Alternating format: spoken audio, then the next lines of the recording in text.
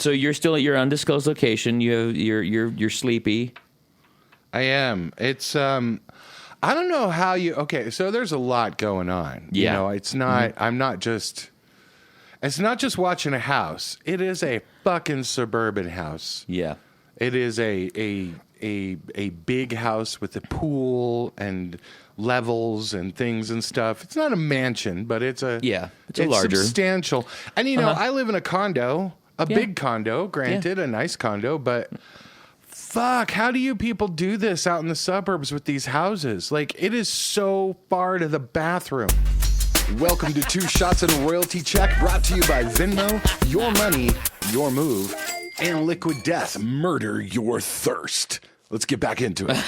Like, it's just such a walk. Jesus Christ. I have a bathroom right next door to my bedroom, so it's an ensuite, if you will. Well, yeah, but like, how often are you in your bedroom, like, during the day? Well, maybe I take not a lot of you naps. know how you are. Hey now. You know, I didn't buy these silk sheets for my own and like the well-being. kitchen. Who the fuck makes a kitchen with the refrigerator across? It's literally 7 steps to the oven from the refrigerator, and you got to take, so like to make eggs, I got to pull out the eggs and the egg whites. I got to walk them over there, right? And then I got to break those into a bowl. I got to go put the eggs back into the fridge with the egg whites, and then I got to go get the green onion. Like, I'm back and forth. Fucking A, it is just so much. Everything seems ridiculously hard. Yeah, like it seems not conducive to living.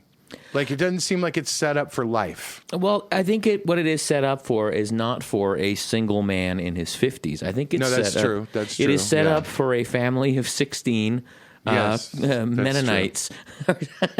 No, that's absolutely true. Yeah. Because if you've ever been in a chaotic kitchen when you have yourself, your spouse, person, whoever it is, and your 3.2 kids, 9 golden retrievers, the cat, there's a lizard, there's probably a pet snail if you live in my house. Like all of that rushing through the kitchen first in the morning, you need a little bit of space to make your eggs. Yeah, but I still feel like I got a dog underfoot. It's like, it's still, and then the trash is on the other side. It's just, oh my God. And the thing is like, again, my friends will never hear this podcast, so it's okay. They've issued technology in quite a way. They're in Porto. Oh. I'm seeing amazing pictures and sending proof of life pictures of their dog. We're holding today's newspaper. Totally. I'm like, okay, here's the blue moon. You know, this happened on a certain day or whatever. Yeah. And so, but like, so the idea, again, I'm not sure if I explained this last time. The idea that it was sold to me was, hey, get away from the cats. You can have a little time alone. Stay at the house. And this I feel dog, like I'm in Die Hard. It's not the dog's fault. Okay. Yeah. The dog is 2 years old. She's a puppy still. It's not the dog's fault. But she does not fucking stop. She gets fed twice a day. What dogs get fed twice a day? Morning and night. She goes on 2 walks, which means I go on 2 walks, which are, but they're not like walk around the block until she poops. I've taken dogs out before. Yeah, this is like an hour walk. I'm probably walking 3 or 4 miles every time. Yeah. And my shoes had holes in them. Oh, God. Literally. No. And so I had to jet back down to Denver to get shoes. Some fresh kicks. But like these are walks through like fields, and I have so many bug bites. Oh no. And there's a pool, and it's like, oh, you could hang out by the pool. Isn't that great? Except I'm the pool guy, and so every 2 or 3 days it's the chlorine and the cleaning, and then the vacuum pump breaks, and so I got to go to a parts maker. Dude, I went to stores. No. I didn't Amazon something. There's like this little plastic thing. So for those of you who have pools, you'll know. This is the one with the T-bar that hooks to your vacuum. You know. Oh, God. It's got the T-pin in it. And this little part breaks all the time. I could have had it here from Amazon in 2 days, but I was like, I'm going to go help out the old local business person. So I went to the pool shoppy. and a pool and spa, by the way. And I mean, by the way, I didn't even call or anything. I think in suburbia, you're supposed to call first, right? You're supposed to call and go, do you have this part for me? But I was in parking lots. I was walking into stores, multiple stores. But I go to this store and they had one of them. And I bought it off the shelf. Oh my gosh. And then I fixed the pool vacuum part and I came back and did the pool. And I was like, it was like Austin Powers. I'm spent. Like that was enough. and I think I told you about this. I was near an Arby's. I was like, dude, I did not even know Arby's existed still. Yeah. I've seen the commercials, but I just didn't think they were here anymore. Yeah. Yeah. I thought the commercials were more for entertainment. I didn't know they actually really were around. That doesn't make any sense. Nobody goes to Arby's, right? That's like the Ralph thing. I'm so hungry, I could eat at Arby's. Like, do you go to Arby's? What's that? Occasionally I've been known to visit Arby's, but it has to do with like I don't get the full size slabo sliced meats. I get there's a tiny little slider sandwich you can get there, roast beef slider, and that's just enough. Really? Yeah. It's been so long that I didn't know what the sandwiches were called. So I pull into the drive-thru. Nice. And I'm in suburbia, so I'm like, oh well, I'll go to Arby's like these other 5 people are. Fine. I'm sorry. Were you in a car? Were you driving a vehicle? I was in a car. I was not a car, obviously a crossover. I mean, I'm in suburbia. So you got to have a hatchback to put your lumber and your groceries in or whatever. Your Costco you took the house. This is the whip that's associated with the house that you are currently. It's one of the many whips that are garaged, cool. Which, by the way, I've been told do not scratch. The other one, there's another car that's parked next to it, which is a very, very nice all-wheel drive. Very nice. I was given strict instructions to not fucking touch that. And by the way, by not fucking touch that, it means don't let the door touch that. Don't let anything touch that. Don't let your ass touch it. Don't get in it. Don't move it. Don't touch it. No dust, nothing. He's very particular about his cars. He always has been.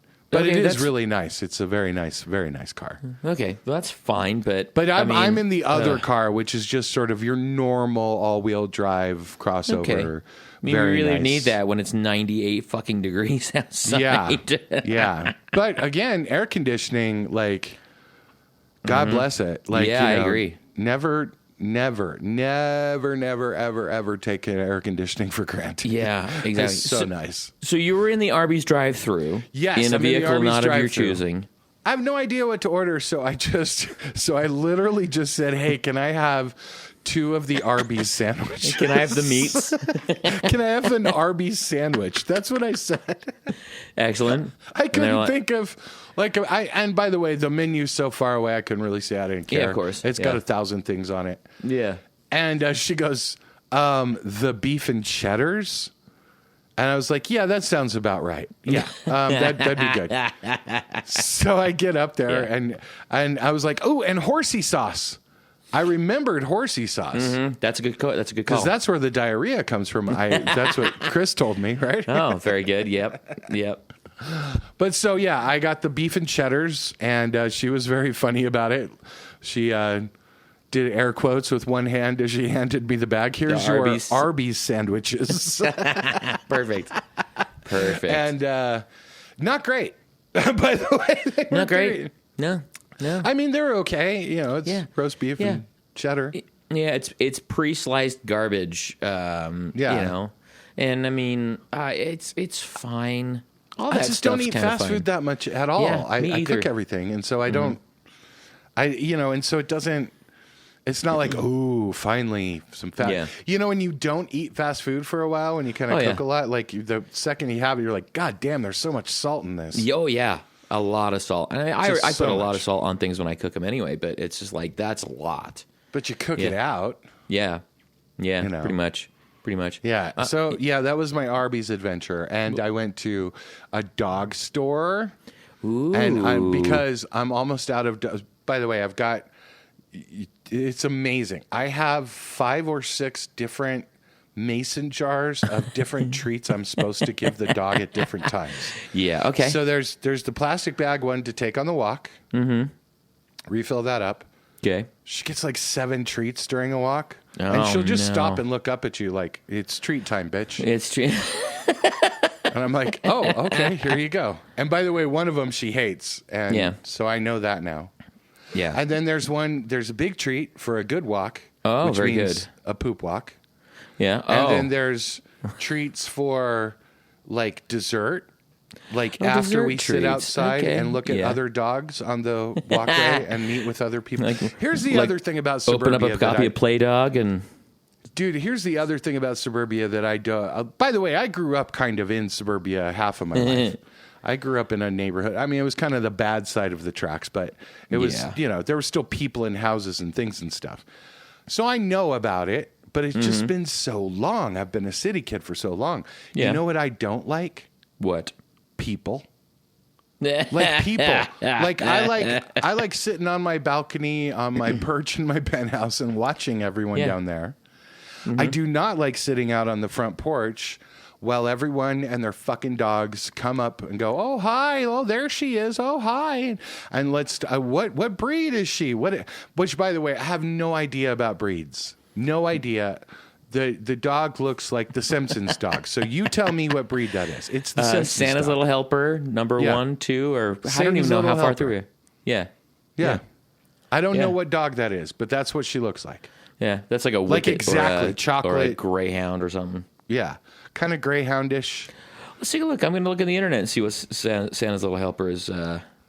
But yeah, people come by. So she likes to sit out front, and it's good for her, for all the other dogs and people to come up. But again, my goal is to return this dog back whole and alive to its owners. Mm-hmm. And so I don't give a fuck if she's a little lonely, if she didn't get to meet that one dog, if you people walking by don't get to talk to her. Yeah, I'm on a mission to protect this dog. This dog will return with 0 scratches upon it, just like the car. Yeah, she's not going to run away. Yeah, not going to do anything. And so, I'm Uncle Michael, but like I'm probably over treating her or whatever. But like I'm also. She's on a tight leash. Let's just put it that way. Yeah. We've got some rules we're following. But dude, it's the people. It's the people. They stop and they want to talk. And what is she? And how old is she? And I'm like, I don't know. I'm the guy here. I don't fucking know. And they're like, you don't know. Well, how old is she? I'm like, 2, I guess. Oh, she's just a little thing. Oh, and you hear the same shit over and over. These people, it's like talking about the weather. It just kills me. And they talk about the weather too. Boy, those were some storms last night, huh? Yeah, you have heard that thing that like the weather is what people talk about when they don't know what else to talk about. It's like that's how you know this is a conversation you should eject from. When somebody comes up to me and says, "Hey, did you see that rain last night?" Nope. Bye. Well, it's because they don't know who I am. Is some hippie guy sitting on this porch? Who's his long hair smoking on the porch? Yeah, totally. Like, what the fuck's that guy doing? Is he breaking in? He's got the dog. He's already got the dog, so we're good. Yeah. Yeah, I don't know. It's the people. And also, we've had a little COVID outbreak in Denver. And so I've been masking up when I go to the store.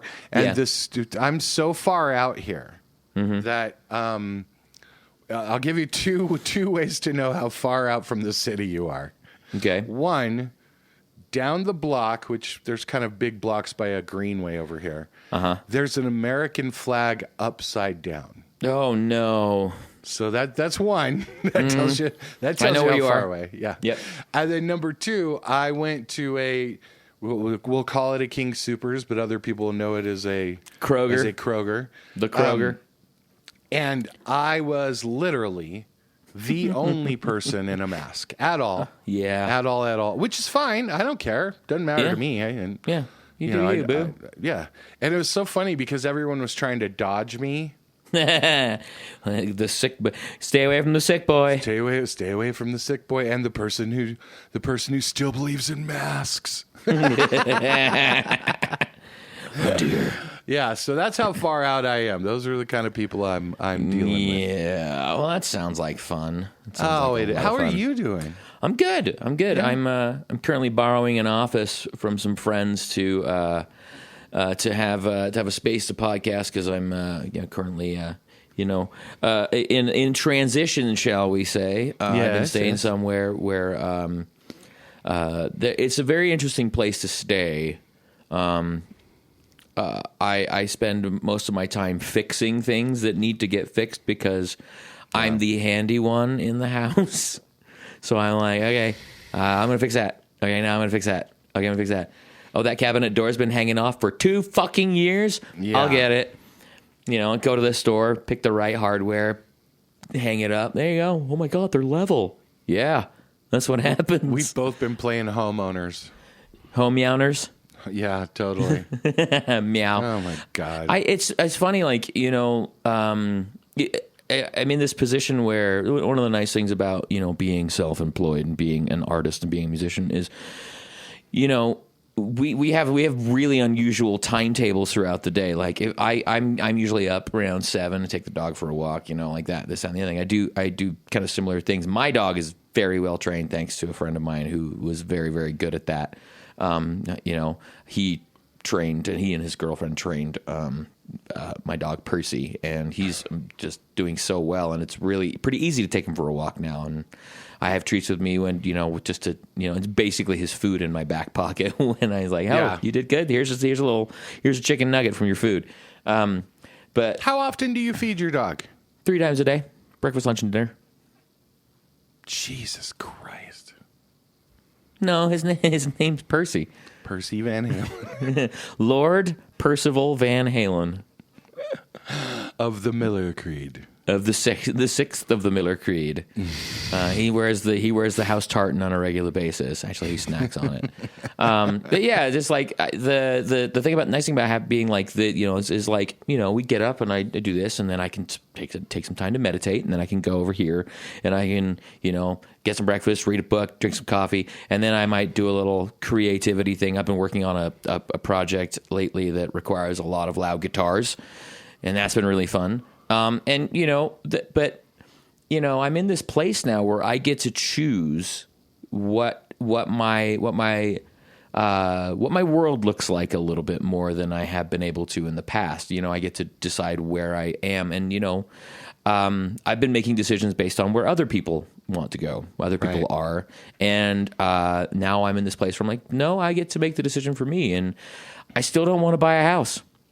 I figured out. I was like, I don't have any interest in doing it right now, just because it's such a fucking mess. Yeah, what if you want to go to Spain? Well, I do want to go to Spain. I know. I want to go to Spain. I want to go. There's an entire swath of the Amalfi Coast that I need to lurk upon for an extended period of time. But that's one of the nice things about the jobs we have is we could probably do this from just about anywhere in the world as long as the internet works. That's park totally my ass on a beach. Let's do it. And that's, that freedom that we have is just such a beautiful, beautiful thing. I'm like really, really, really find a great deal of joy in that, That's true. That is true. For as much as all this is difficult for what I have to do right now, because I constantly think about it, I'm like, Jesus Christ, how could I do any of this with a real job? But that's been so What's long a real job? in my rearview mirror, what that was, how long ago that was. It is a speck on the horizon. Then I'm like, well, no, this is why you got asked, or this is why you do this, is because you don't have a real job with a boss and a time clock and Karen in the kitchen with birthday cake and. Did you say Karen in the kitchen with birthday cake? Yeah. Please don't do that. Just kidding. I think that somebody's got a case of the moon days. I believe a person gets their ass kicked for saying something like that. Still holds up. The idea that this isn't a real job perturbs me. No, it's a dream job. No, I'm sorry. Dream job, I hold to it. It's not a real job because a real job is a job. A gerb. This is a real career. I agree with that piece of it. I think that, but I also think that it's like there's an expectation of you, like the long hair sitting on the porch smoking a cigarette with the dog, that you are so, like well, it's like some type of hooligan over there, right, some type of slacker. He must be playing video games all day. Jesus, well, I wish. Well, he was. No, but I brought my Xbox. Oh, good. I'm glad you did. Dust. It's just that whole thing of like, this is it. There is a degree of inspiration attached to what we do, but there's also this piece of it. Like, if you want to get better at being an artist, a musician, a performer, whatever, you actually have to do it. If you want to become a better songwriter, you have to sit down. You have to write fucking songs. You want to become a better lyricist, you have to sit down and write. You have to take an hour, 2 hours every single day and write a bunch of shit down and see what slides out of your face or your head, You have to spend time practicing your instrument to get better at it. You have to spend time reading the local trades on the internet if you're going to find out what the hell's going on in the music industry, so that you can be ahead of the curve when it comes to when you release your project onto the unsuspecting masses. That's so true. It's all part of it. It's the same, like it's the same thing I'd be doing if I was Warren Buffett watching the stock market or watching the financial stuff. I'm watching it because I want to be better at it. Yeah, and there's also the other side of that, though, I think, is that like it's kind of the Kerouac side. Like, to be a really good artist, you need to live a life worth writing about. Yeah, and you need to kind of know what's going on. Like, if you want to that's what I constantly think about. Like, if I move to Mexico, or if I move to Spain or Croatia, there's no by if the way, here. I'm not moving to any of those places. Don't come and find me, especially Don't at me. Croatia. But but like, would I still be in the flow? Like, you see this on social media sometimes, that like perhaps the biggest goal of being an American right now is the ability to leave. But like, I know people right now, and these are not my friends, actually, these are some other people that have gone to Portugal, that have moved to Porto. Yeah. And they are getting such a huge blowback of being like foreigners. Really? Like, and they're like, look, we're trying to learn the language. They've got a daughter in school. I'm just trying to like have food that doesn't poison me and not be a part of, losing women's rights. And I don't want to be shot in a store at school. And like, I think your country's great. And they're like, yeah, get the fuck out of here. Like, why do you go? Everybody, Americans coming over and buying condos and trying to Airbnb them. And I get that there's an argument back and forth. This is going on in Mexico. Yeah. With all my people down there too. They're like, build another condo, you assholes. Take all of our water. True. Yeah. Right? Like, it's paradise for us, but like for them, they're like, you're screwing up the view of the ocean. You're screwing up how much city services cost. Yeah. It's weird. I think it's weird, but I don't know if I would let that stop me. Yeah. I agree with that. But I don't know if I want to live we talk about this all the time. I don't know if I want to like actually cash out and live somewhere else. Yeah. Because I still want to travel from there too. Yeah. Like, there's still places I want to go and travel and see things. And so, like, I figure I just want to be like here less. Does that make sense? Like, travel, but there's a big ass like fucking maybe world to see. Spend more of like 3 months in Dublin and spend maybe a month in here and a month there. That sounds fucking great. Yeah, that kind of thing. Instead of like, oh, now you live in like, because I do have friends that moved to like, different towns in Mexico. Yeah. And like, they used to always vacation there, right? And they're like, that's why they love it, and that's why they moved there. Mm-hmm. Well, I'm like, okay, where do you go vacation now? They're like, well, we don't really go on vacation. I'm like, okay, that's cool, but are you ever going to travel again? Like, now you're in the same place you've been to 4 times. Yeah. And like, do you fly from, Cancun to Sweden? God, I hope so. Like, for Christmas, I don't know. I kind of, that's why I like. I still love fun. Denver. I'm still all in on Denver, and I like the international airport. So yeah. Oh my God, the airport. I would like to speak to whoever's in charge. I know. But speaking of which, we got to see each other this last weekend. We did. It was very, very. We did, because 2 people in our lives, well, and you do know the other person too. Yeah. But some very important people in our lives as part of the music community are moving elsewhere. They're going elsewhere to other pastures. Yeah. And so I wanted to get into this about music community and kind of tie into this a little bit. Mm-hmm. So like at the party I went to, the first one, which you weren't invited to. That's right, no, because I don't like people. But I don't think you wanted to come. The chick who was leaving was originally a liquor distributor for the Cricket on the Hill. Oh yeah, and would do like alcohol things with the bands and stuff. Mm-hmm. We were trying to get a Jaeger deal. I think we got a Tawaka deal out of her or whatever.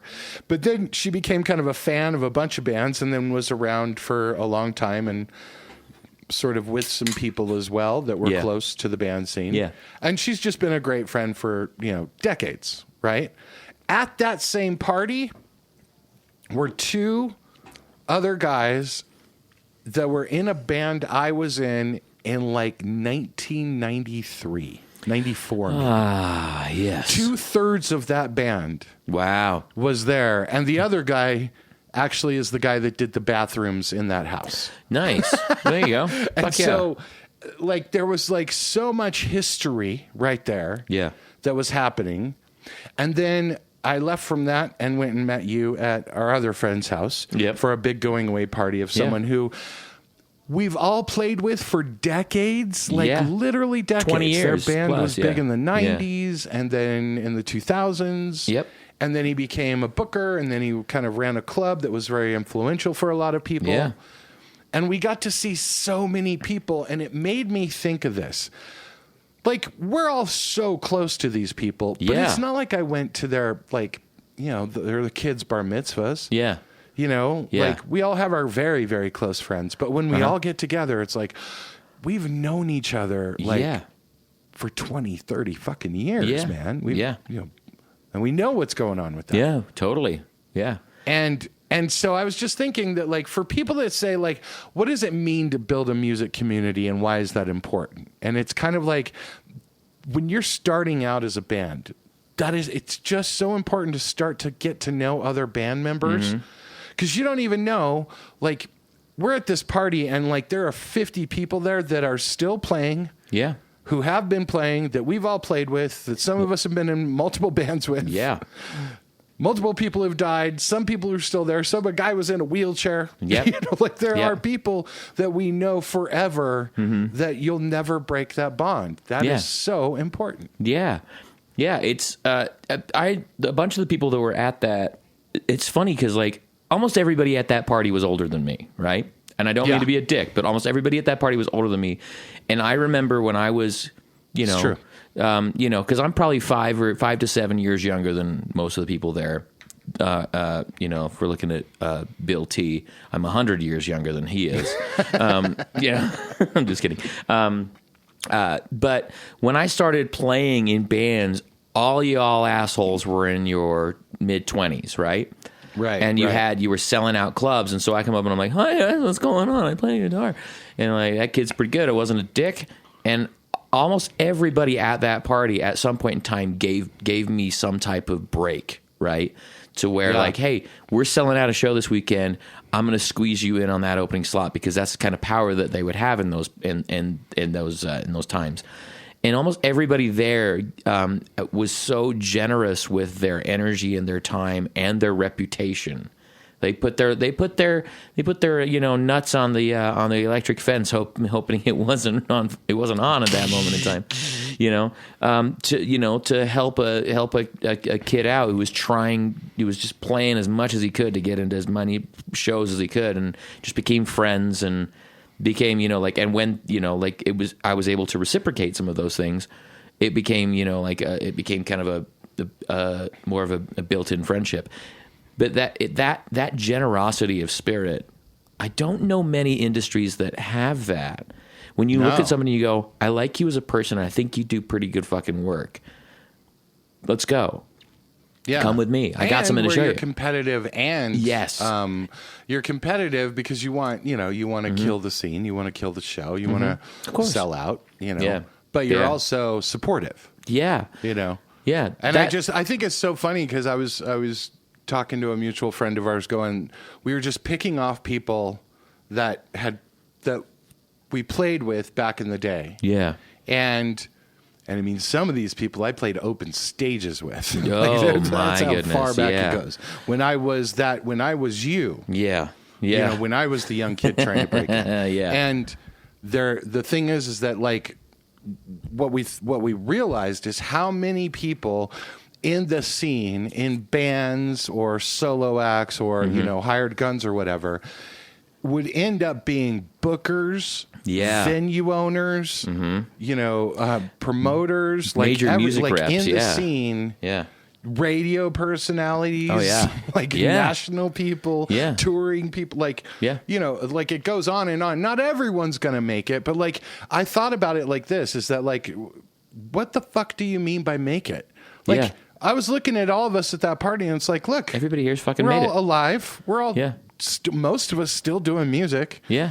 We're all having a fucking great time doing it. And we're having a great time and have some houses and some, you know, and cars and things and stuff. It's like, you know, what do you mean make it? Like, are you trying to get a jet? Okay, well, yeah, you're probably not going to get a fucking jet. Maybe one or two of us will. Yeah. But look at all of these people in this small scene, by the way, because Denver being, you know, being Denver in the 90s was not what it is now. Yeah.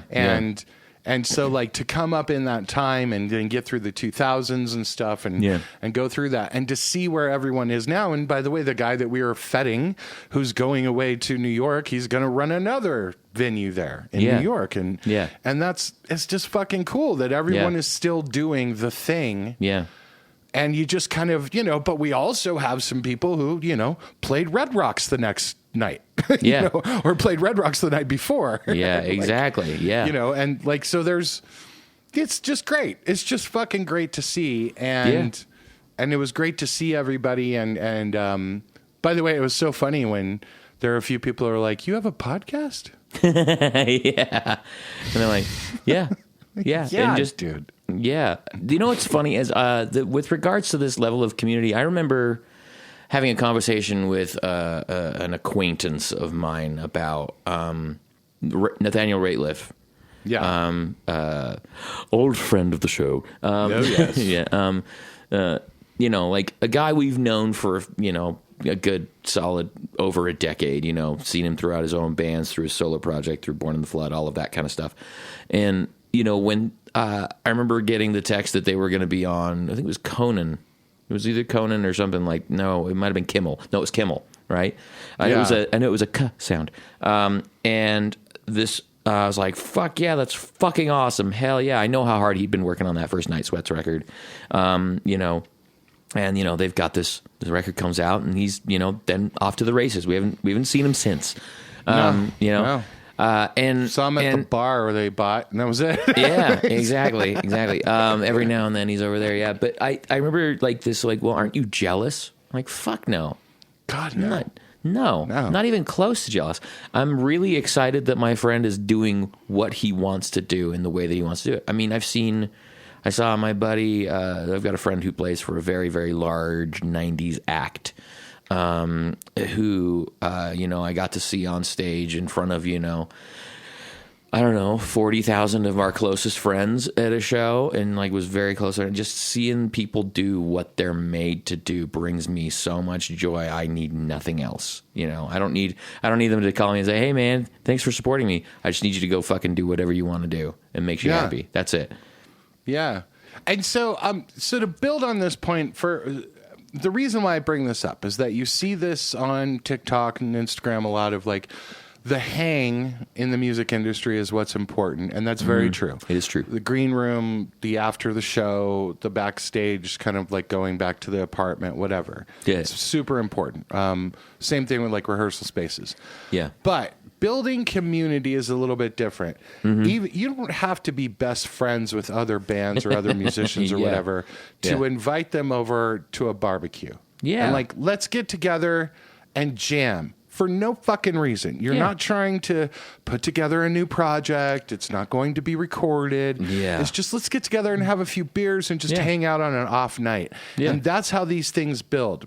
birthdays, barbecues, sort of those kind of events where, and by the way, let's just call it what it is. The wives and the girlfriends are honestly the people behind these that really get these going to make sure that the potluck is happening, that the beer is there, and thank God for them because they're like, hey, this is my night. This is my night. But I'm just saying, like, if you want to build that community, start that now. Start a few of those Sunday afternoon parties. I'm just telling you, years from now, it'll going to pay off to where you will look back and be like, oh my God, I've known these people forever. We've been through the trenches together and we're still doing music. And it's so important. I agree. You can't put a dollar number on it. I can't show you how to do promotion. It's not going to make you any extra money. Yeah, there's it not might a give you a hashtag better you can put show. on it. Yeah. Well, but just like, at some point in time, those relationships, they matter more at the end of the day than the bottom line on your tax return. They totally do. Because you can have all the zeros on that check, but if you don't have anybody to fucking sit down and have a beer and enjoy your day with, what's the point? Yeah, totally. And somebody that understands. It'd come back. I mean, honestly, I think Seth Rogen said this just recently about like how to make it in the entertainment industry. He's like, I can just tell you, I don't know how to make it, but I can tell you how you won't make it. Yeah. If you quit, you definitely will not make it. If you keep going, you might have a shot, and like, that's what I have found. I would never have thought about this when I was a young musician of like, if you just keep fucking doing it, you'll find yourself, 20 years later, just keep doing it. Who cares like what the actual outcome is? There may not ever be a definitive outcome other than, wow, you got to spend your life doing music around musicians and do music shit. Totally. Yeah, I agree. So there you go. All right, let's get into the Sync of the Week. Hey, I'm surprised we had no old man rants this week. This is an unusual week for us. Oh, don't worry. We'll get to one later, I'm sure. Yeah. We'll get to one now. We're sorry about no old man rants. No cat puke, no old man rants. What else are we known for? Well, we didn't cuss that much. Fuck. There we go. Fuckity fuck. I'm gonna start off with you mine. go first. So I'm totally psyched about this. I love this sync, you guys. You guys, I love this sync. You guys. Okay. It's the NFL and Bud Light. Oh boy. That's right, Bud Light. Uh-huh. You know what's going on with Bud Light. What's going on? Which, by the way, Bud Light is still either number 1 or number 2 with Modelo. And Kid Rock is back on the bus, apparently. Market share, I know, with the Mulvaney thing. But listen, I saw people walking out with Bud Light in that store the other day, by the way. So anyway. They're going to run it over with their NFL has Dodge. a deal with Budweiser and Bud Light Seltzer and all that kind of stuff. Yeah. But there's a new commercial that you will be seeing coming out that I got a preview on. Ooh. And it's using a Sunday Kind of Love. Ooh. But it's the War and Treaty doing it. It's a cover, which is a kind of a country duo. Did I just clutch my pearls? A couple? I did. Do you know who they are? I love that it's a country duo doing it. Yeah, I don't know who they are, but they're called the War and Treaty. But Sunday Kind of Love, I love that song. It's obviously a great song. And it makes so much sense. NFL, Sunday, and and we love football, and it's kind of this cool thing.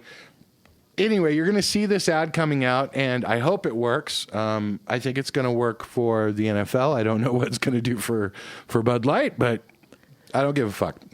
It's a good ad. The Martin Agency is the one doing it, and Alana Strauss is the ECD for them. Mm-hmm. Halo Music on the music supervision, by the way. We love Halo. Hello, Jen. We love Halo. Hoping to have a bunch of shit with Halo later on in the year. So anyway, there is my sync of the week. The NFL, Bud Light, Sunday Kind of Love. I'm a little shocked that our producer has not had anything. What, is Kelsey asleep in there again? She's said nothing this entire time. Kelsey is in the Zoom, but she's not in the ears. Oh, okay. All right. And she was like, so she's texting me this whole time going, is Stu, I can't hear him. I can't hear you. She's not too happy about my undisclosed location. Let's just put it that way. That's all right, because we normally are kind of in the flow together. Yeah. And so it's going to be a few more weeks, and then Kelsey's. By the way, the search for Kelsey goes on. Yeah, you haven't found her yet? Again, on the internet? I'm very sorry to Kelsey O'Hannigan in Tampa, Florida. I'm very sorry. You can follow her on Instagram. I think it was like Kelsey Tampa or something like that. But I found a Kelsey, and I thought for sure it was her, and it is not. Kelsey O'Hannigan. Oh, okay. Yeah. So she's not O'Hannigan. Well. Yeah, but so the search goes on. The search continues. Yeah. Okay, I have a weird one, and I'm going to ask for your opinion about this. I'm sure you know what a giant sci-fi nerd I am, and I do. For me, I have been an avid Star Trek fan since I was a young lad. Pretty much. I mean, Next Generation was really my vibe, and so obviously, like all of the reboots that have been happening on Paramount have been very entertaining for me. But they a couple of years ago they had kind of a crossover with this. It was like kind of like where they bring in like old character. Oh my goodness, that's Captain Christopher Pike from the original series, but it's really not. It's a new actor playing him, kind of thing. And they spun it off into this series called Star Trek: Strange New Worlds, and I fucking love it. It is a bucket of whimsy and fun and exploration and big ideas, and sometimes it's a little intense. But the second to last episode of this latest season 2. Was a musical episode called Subspace Rhapsody. Wow. And how do you do a musical Star Trek episode? And it's a really interesting concept how they set it up. And I mean, I just enjoyed how silly it was. And they had one placement, but the rest were all original songs written. So when one of the characters would have some type of emotional, content that overwhelmed them, they would start singing about their feelings. And so there was a bunch of original songs. I think it was like 9 or 10 original songs written for this episode. The original songwriters were Kay Hanley and Tom Polchi. I don't know who those people are, but really? There's a couple of like two songwriters, and they sang the whole. There was a Cole Porter placement in it. I think which one was it? Anything Goes. That was the one that was in there, and that's kind of the catalyst for the whole thing. Is this Cole Porter song? And so all the characters have a song when it's hilarious and uncomfortable watching these people normally like a Vulcan, really stoic, sing about his feelings. I'm the X was the one that Spock sang, and it was fucking great. I just enjoyed the entire experience. Like, how often do I see music in Star Trek except when Jonathan Frakes would play trombone as Riker? Right, totally.